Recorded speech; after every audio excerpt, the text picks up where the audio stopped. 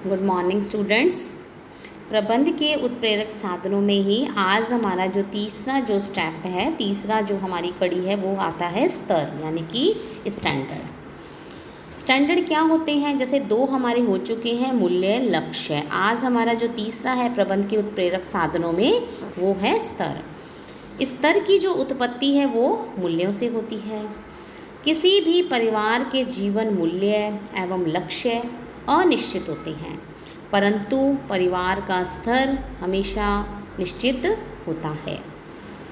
स्तर का निरीक्षण करके मालूम किया जा सकता है, परंतु मूल्य एवं लक्ष्य के बारे में केवल अनुमान लगाया जा सकता है।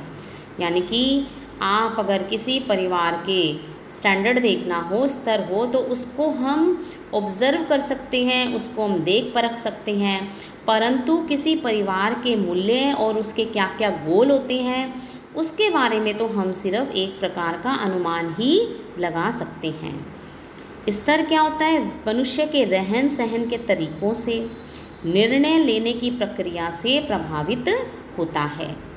स्तर की प्राप्ति से मनुष्य को अत्यंत संतुष्टि प्राप्त होती है। यदि इसमें कमी रह जाए तो व्यक्ति असंतुष्ट हो जाता है।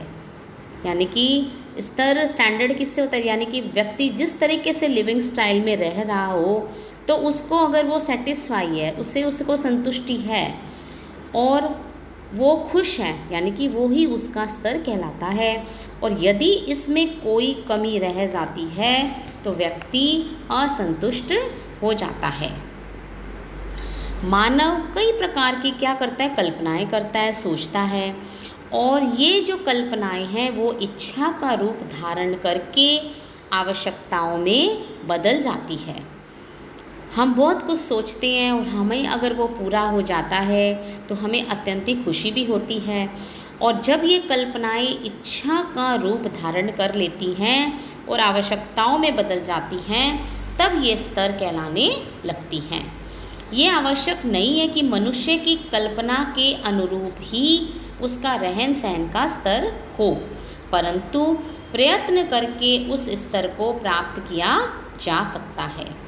जब वह एक ऐसा स्तर प्राप्त कर लेता है तो उसे आत्मसंतुष्टि, सेल्फ सेटिस्फेक्शन की प्राप्ति होती है। यानी कि व्यक्ति अपना कोई स्टैंडर्ड बढ़ाना चाहता है, उसके बारे में वो एक तो काल्पनिक बातें ही करता है और एक वो उसके बारे में करके दिखाता है, तो उसे अपने आप से अंदरूनी खुशी भी प्राप्त होती है, यानी कि उसे सेल्फ सेटिस्फेक्शन प्राप्त होती है।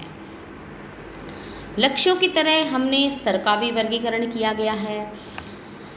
गृह व्यवस्था के अगर हम बारे में बात करते हैं तो परिवार के मूल्यों के आधार पर स्तर को दो भागों में विभाजित किया जा सकता है।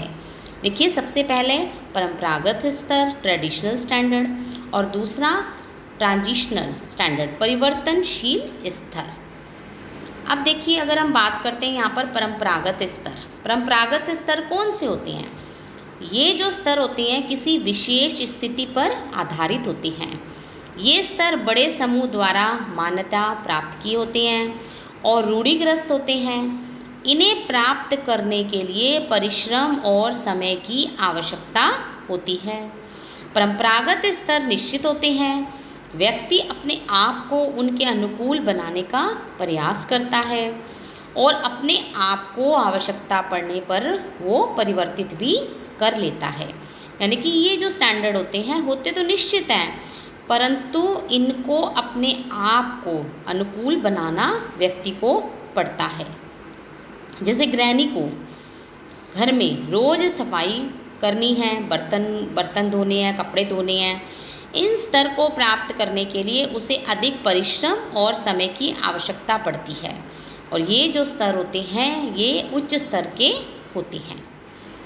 दूसरा जो इसी स्तर में हम बात करेंगे, ट्रांजिशनल स्टैंडर्ड, ट्रांजिशनल परिवर्तनशील स्तर। ये जो स्तर है वो मानवीय आवश्यकताओं और स्थिति के अनुकूल परिवर्तित होते हैं, और जबकि परंपरागत स्तर क्या थे?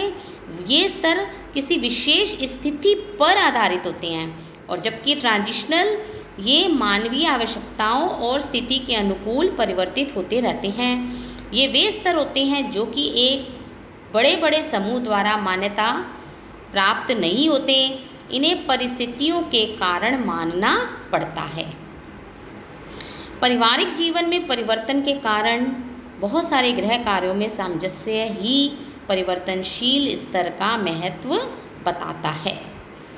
जैसे समय होने पर हम घर की सफाई अच्छे से करते हैं, लेकिन यदि हमारे पास समय कम है तो हम ऊपर से ही थोड़ी बहुत सफाई कर देते हैं। ये स्तर उन व्यक्तियों के होते हैं जिनके पास समय की कमी होती है। और समय की कमी किनके पास होती है? जब पति पत्नी दोनों ही जॉब करते हैं। उस समय पत्नी को अपने बाहर के कार्यों के साथ साथ घर के कार्यों को भी निपटाना पड़ता है। तो ऐसी स्थिति में उसके पास समय का बहुत ही अभाव रहता है और उसे अगर सफाई करनी भी पड़ती है तो वो कर तो लेती है, यानी कि उसे अपनी संतुष्टि तो होती है, ऊपर ऊपर से वो सफाई भी कर सकती है। अब हम इसी कड़ी में बात करेंगे स्तर को प्रभावित करने वाले कौन कौन से घटक यानी कि कौन कौन से कारक होते हैं। देखिए, सबसे पहले है स्तर का जन्म स्रोत यानी कि ओरिजिन, स्टैंडर्ड, मतलब वो कहाँ से आया। स्तर का जो जन्म है वो परिवार से और उसकी संस्कृति सभ्यता से होता है। स्तर का जन्म परिवार से और उसकी संस्कृति और सभ्यता से होता है। जैसे अलग अलग समाज की संस्कृति अलग अलग होती है, वैसे ही परिवार के जो स्तर होते हैं वो अलग अलग समय में अलग अलग होते हैं। विभिन्न देशों, गांवों, शहरों में रहने वाले व्यक्तियों के जीवन मूल्यों में अंतर होता है। परिणाम स्वरूप उनका जीवन स्तर भी अलग होता है, यानी कि जो गांव के जो लोग हैं उनका स्टैंडर्ड अलग होगा, शहरों में जो रहने वाले लोग होते हैं उनका स्टैंडर्ड अलग होता है। स्तर निर्माण में संस्कृति के साथ साथ व्यक्ति अपनी प्रतिष्ठा, आवश्यकता, व्यक्तिगत और सामूहिक हित को ध्यान में रखता है।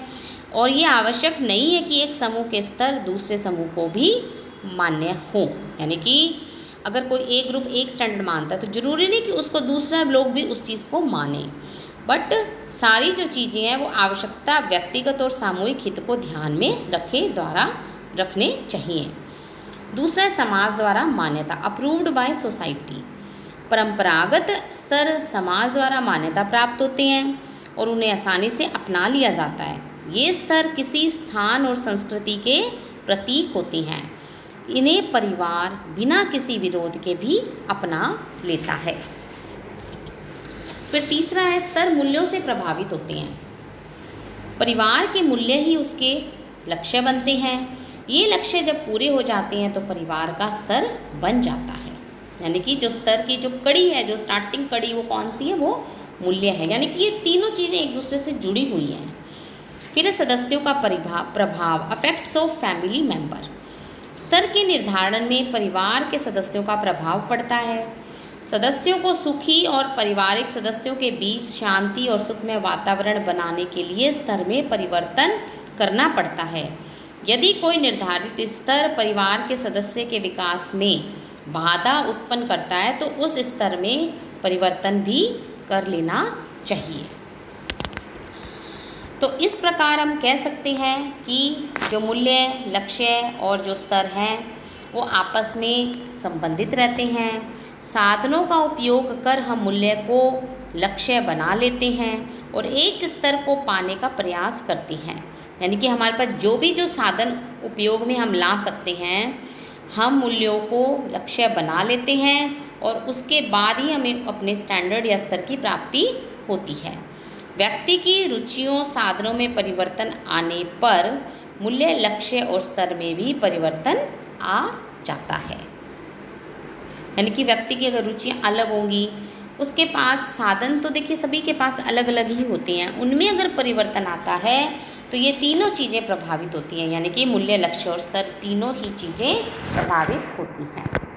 तो इस प्रकार हमने ये हमारा जो टॉपिक है वो कंप्लीट हो गया, यानी कि हमने जो मोटिवेटिंग फैक्टर्स ऑफ मैनेजमेंट, प्रबंध के उत्प्रेरक साधन, यानी कि प्रबंध को कौन कौन से ऐसे साधन हैं जो कि उत्प्रेरित करते हैं, तो ये 3 साधन मैंने आज आपको बता दिए हैं, ये जो कि हमारे पूरे हो गए हैं, मूल्य, लक्ष्य और स्तर। मेरी इस वीडियो को लाइक करना और सब्सक्राइब करना भी आप लोग ना भूलें। धन्यवाद।